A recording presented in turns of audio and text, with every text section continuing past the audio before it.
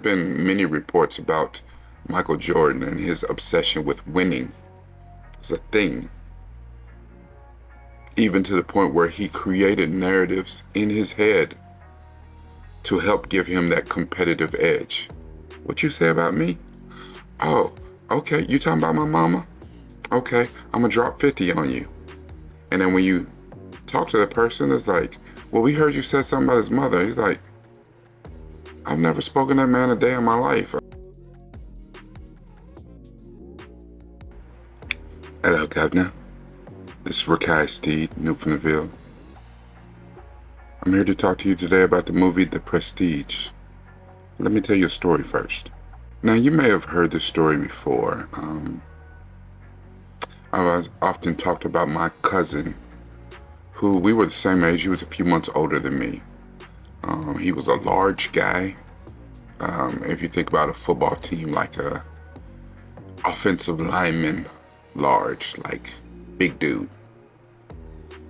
And when we were in high school, he got a girlfriend. Now, I'm sure that she wasn't his first girlfriend. I don't know. I didn't live here. I wasn't around. But I'd heard that he'd had a few other girlfriends before. But this particular girlfriend, something changed in him. And before I knew it, he talked about her all day, every day. Every waking moment we had, if he wasn't at school or at work, then he was with her on his way to her house, on his way back from her house, something. And then one day, everything changed. For reasons I still don't yet understand, she broke up with him. And I think the reason she broke up with him is the reason that we all began to see. He was obsessed with her. Now, he was a large guy and she was a very small woman. If he was Bluto, then she was olive oil. I remember my brother was leaving out to go to the bus stop. So it must have been 5 something in the morning. It was very early, maybe 6. And he was on his way out to head towards the bus stop because the bus ride was quite long. And the problem was, I saw a lot of my cousin because his girlfriend lived 2 doors down from me. So as my brother was leaving the house early in the morning to go to the bus stop, my cousin was hiding on the side of our house in the dark, watching her house. Scared the shit out of my brother. Literally. But damn near, I don't know. I'm not gonna say that my brother had full draws. I don't know. But it took us having some hard conversations with my cousin, which I'm not sure that he fully got what his actions look like. I mean, he acted like a crackhead. It's just his crack was her. Or maybe her crack. I digress. But we had some conversations with her too. It's like, listen, what you doing to this boy? Like, what, stop sitting on his nose and whatever it is that you're doing to him, making his toenails pop off, because he can't take it. And I know that she really did love him, and she probably needed him to see his obsession and what he was becoming, and also to, have him back off a little bit. But I don't think it worked out the way she wanted to, and he seemed to become even more obsessed. But she did, with that breakup, she instituted 100% control over him. And it wasn't until she decided to cheat on him that broke her hold on him. Now, and he went from obsessive to absolutely psychotic for a brief period. But that's a story for another day. Let's talk about it.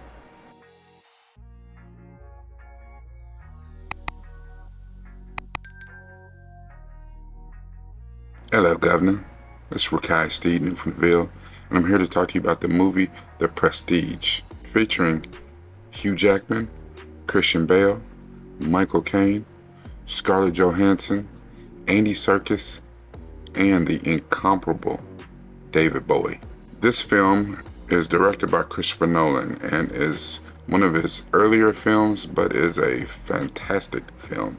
The Prestige is set in Victorian London in the 1890s. And as weird as it is for me to say, this is a movie about magicians, two magicians. Now, this is not Now You See Me. This is a movie about two rival magicians who go basically scorched to earth on each other for one-upsmanship and revenge and obsession. Really, from both of them.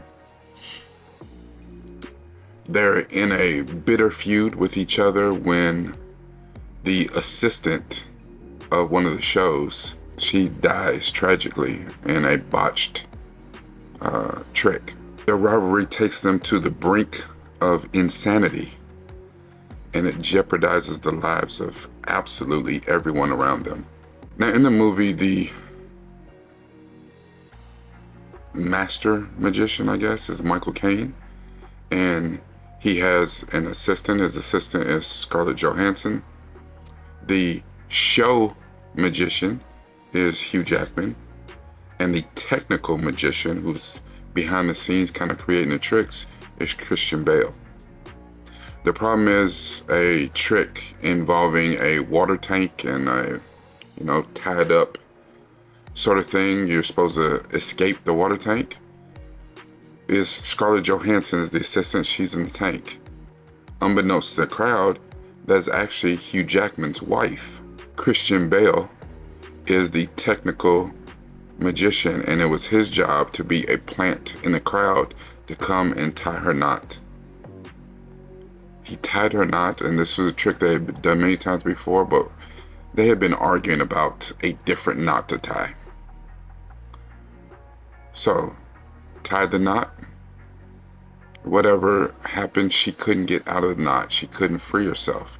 They had to destroy the tank, but it was too late, and she ended up drowning and dying.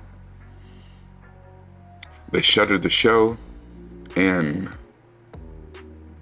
Hugh Jackman was distraught. He was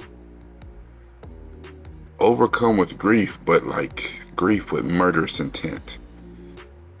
And all he could say to Christian Bale was, "What knot did you tie?" And Christian Bale, the best he could offer up was, "I don't know, I don't remember."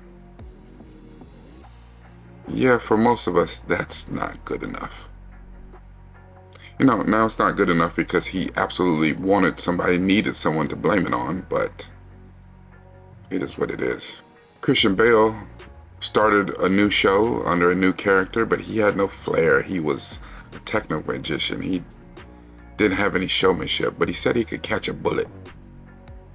So he's performing a show to catch a bullet with his new magician, the engineer, I guess, named Fallon. And they didn't recognize a disguised Hugh Jackman's character.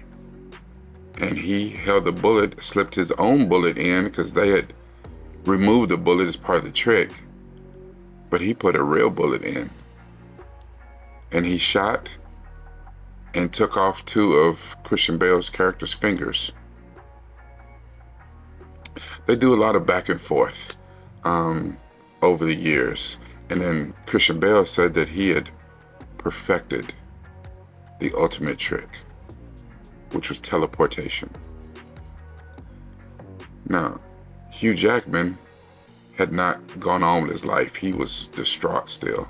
But Christian Bale's character he had got married, he had a little girl, and he was doing okay. Hugh Jackman couldn't let it go. Couldn't let it go. And he said when he saw the other trick, he had to figure out how it was done. He went to Michael Caine. Michael Caine said he has to use a double. He's like, there's no way. It looks like the same dude.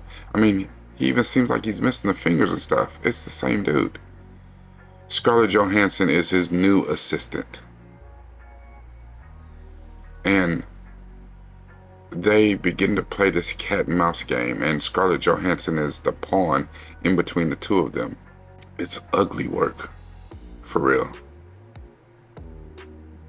Hugh Jackman ends up stealing Christian Bale's trick, and he's performing it, and he says to do it better, he goes to David Bowie's character, who is supposed to play Nikola Tesla. Tesla helps him perform the trick in a way that is hard to describe. And I'm trying to do this without any real spoilers. Christian Bale ultimately ends up stealing the trick back.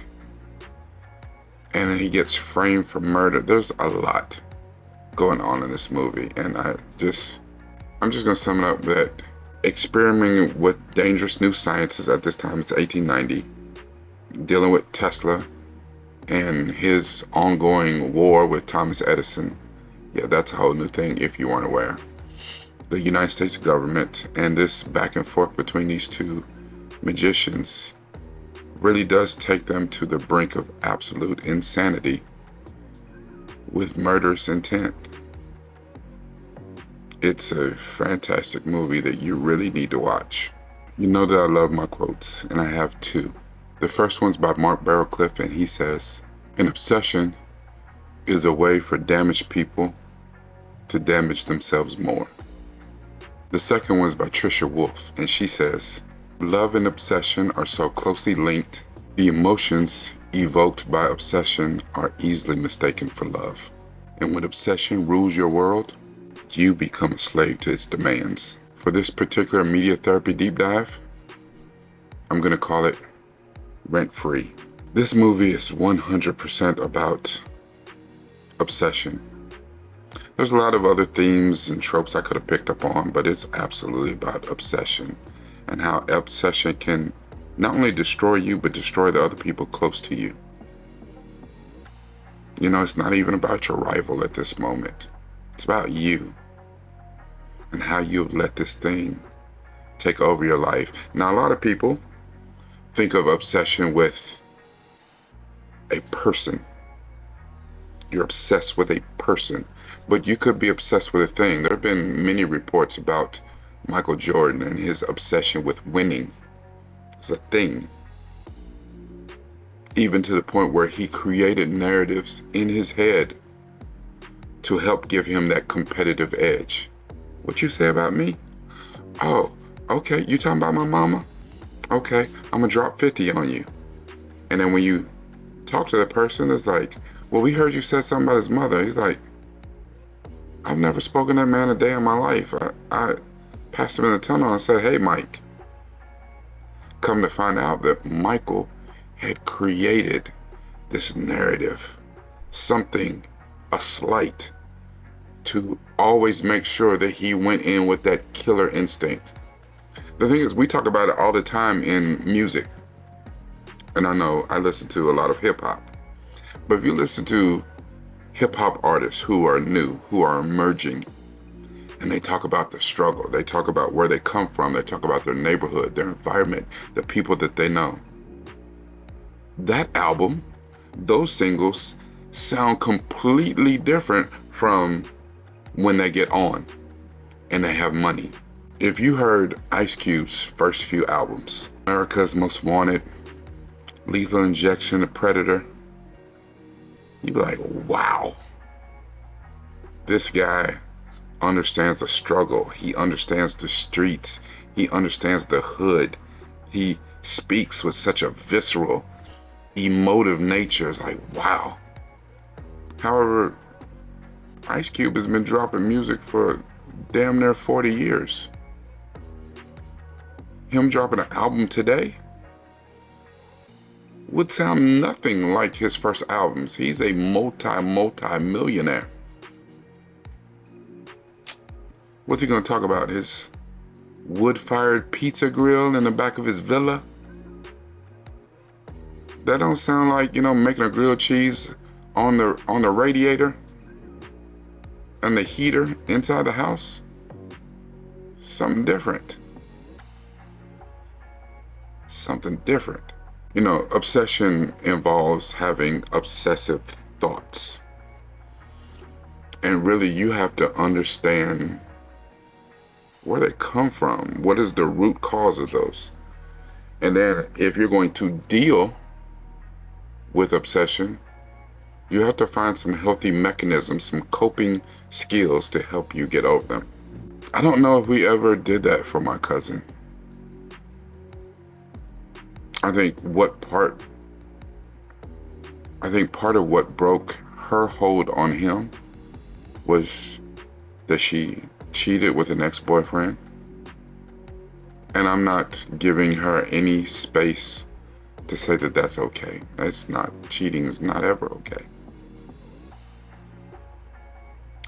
However, I could also extrapolate that my cousin's obsessive, smothering behavior could have been one, maybe, of the reasons that she stepped out in a relationship. I don't know. Both things are difficult and terrible to deal with. Being the obsessive one or being the object of someone's obsession. I have been on the receiving end of someone's obsession, and it was scary. And it's one of those things like, it's not like I believe that they could whoop me or nothing like that. And that's some very male, macho type shit to say. So, you don't really worry for your safety, but I absolutely did worry for my safety because her obsessive nature, I had no idea what she would do at any time, not only to me, but to people close to me. My mom, my brother, any other girl who she might consider a threat. These people need to seek professional help, and many times they don't. They don't get it. They don't get the help that they need.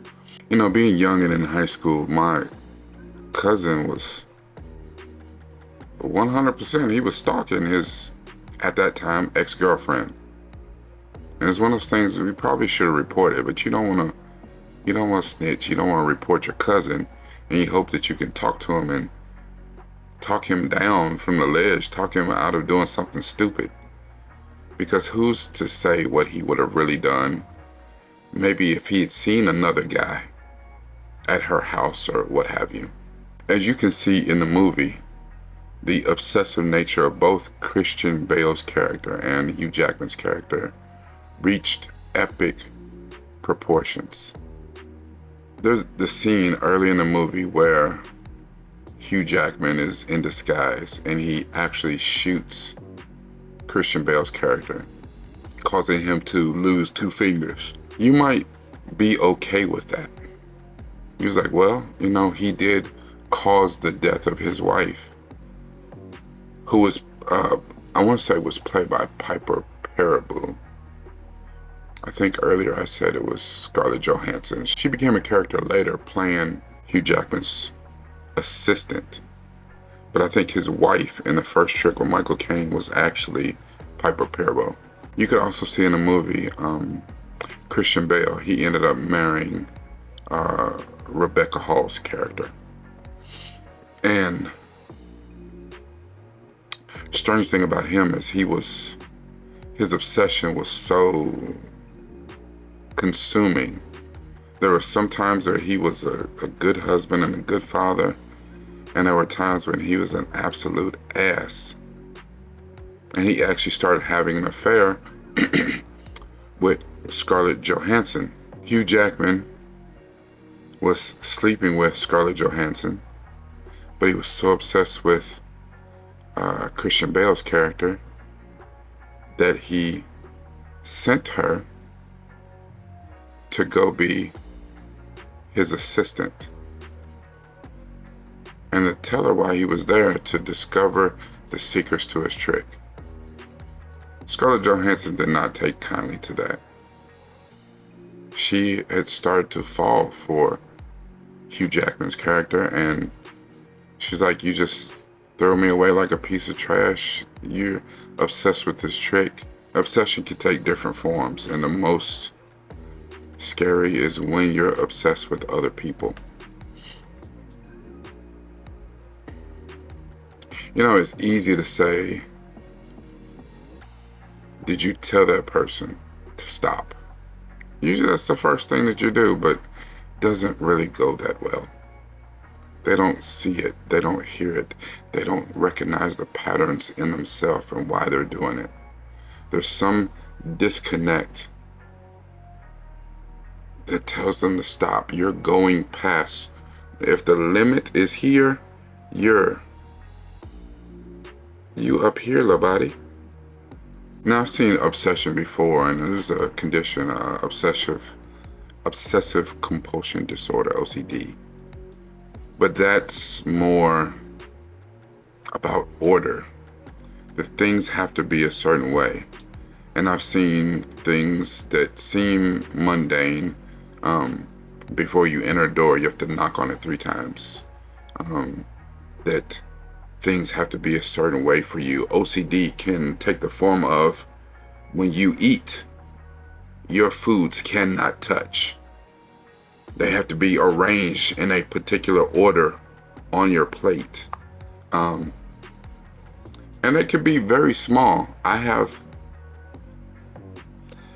this obsessive thing that I do when I eat a sandwich, whether it's a regular sandwich or a burger. The accompanying food, whether it's fries, whether it's chips, I can almost look at my burger and immediately deduce in my head, okay, I'm going to take 14 bites of this burger. Can't believe I'm about to admit this, but I honestly think this is the first time I've admitted it to myself. I will take my chips and separate them into 14 little piles and put other chips of varying sizes and smaller dimensions, and with each bite of the burger I take one of the piles of chips and eat it along with it. I kind of do the same thing with fries. Depending if the fries are really good, then I almost will always eat all the fries first. I usually don't drink at all while I'm eating. And this is what I'm talking about, obsession. You can have certain obsessive qualities that show up in different ways. Do I obsess over people? No, I do not. However, I have been known to get anxious and my depression can kick in because I may obsess, I might get anxiety over a particular something. It's really hard to deal with, and it's almost you open a Pandora's box once you admit to yourself that you have a mental health issue and you start seeking help for it. It also opens the door to let you know just how much other shit is wrong with you. And you're like, Dad, damn it, I came here to deal with one thing, found out there's 20. And I'm not talking about, people who are trying to get over on you and take your money and just tell you you're sick. That's how a lot of hospitals do. Oh, you came in for a cold? Well, did you know that you had this? And they give you a medicine that creates 20 more side effects. I'm not talking about that. I'm just talking about as you start on your journey to get healed, you see that there's far more things that need to be addressed than what you initially went for. There's a lot of ways and a lot of techniques on how you can deal with the patterns and obsessive actions within your own head. And they absolutely 100% need some professional help. Can you do it on your own? Yeah, maybe, probably. But it's also one of those things, if you had the tools to do it on your own, then would you have a obsessive nature in the first place? It's hard when you get into a place where you have an obsessive nature, an addictive nature, a compulsive nature. It's hard to get out of that without help. If you notice that you have an obsessive nature, seek help. If you notice that someone around you, whether it be a romantic love interest or someone that you're close to, has one of these natures, try to encourage them, persuade them to seek help. Remember, if you're struggling to manage your own obsession, your own compulsive, addictive nature, seek professional help. Talk to someone who you trust. If you have that issue with another person, maybe towards you, try to see if someone that they trust can talk to them. See if they can seek help. God forbid you may have to involve the authorities. There's no really good way to end this particular deep dive. This is a very sticky subject, talking about obsession, and many people may have absolute nightmare stories regarding either their own obsession or someone's obsession towards them, or obsessions that they have witnessed. Some of them can be mundane, small things, like I said, my little eating thing. And some of them can be quite serious and dangerous. Leave me some comments and let me know about any of the above things that I've mentioned, whether it's something about you, something about someone else you've seen, some things that you witnessed. This is Rakai Steve, new from the Ville. Make sure that you like this. Share it with as many people, with everybody. Share it with the world. And absolutely leave me some comments. I have small, I consider them quirks and not really part of my obsessive nature. I think my depression, my anxiety has kicked in a lot more over the more recent years. But I do have a few things in there, as we might all. Who knows? Leave me some comments, let me know. And if for some reason you haven't subscribed, I get it. But do yourself a favor. Hit the button and subscribe. Remember, everything is all about this. But it only makes sense if you also use this.